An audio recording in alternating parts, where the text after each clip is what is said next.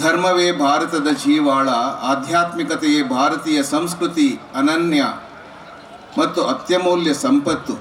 ನೀವು ಆಧ್ಯಾತ್ಮಿಕ ಸಂಪತ್ತನ್ನು ನಿರ್ಲಕ್ಷಿಸಿ ಕಣ್ಣು ಕೋರೈಸುವ ಪಾಶ್ಚಾತ್ಯ ಭೌತಿಕ ನಾಗರಿಕತೆಯ ಬೆನ್ನು ಹತ್ತಿದಲ್ಲಿ 3 ತಲೆಮಾರುಗಳಲ್ಲಿ ನಿಮ್ಮ ಜನಾಂಗ ನಿರ್ನಾಮವಾಗುತ್ತದೆ ಅಂತ ಸ್ವಾಮಿ ವಿವೇಕಾನಂದ ಕರೆ ಕೊಟ್ಟರು. ಏಕೆಂದರೆ ನಾವು ಪಾಶ್ಚಾತ್ಯದಿಂದ ಎಲ್ಲವನ್ನು ನಾವು ಅದೇ ಶ್ರೇಷ್ಠ ಅಂತ ತಿಳ್ಕೊಳ್ತಿದ್ದೇವೆ. ಆದರೆ ನಮ್ಮ ಹಿಂದೂ ಧರ್ಮದ ಮೂಲ ಆಧ್ಯಾತ್ಮಿಕತೆ.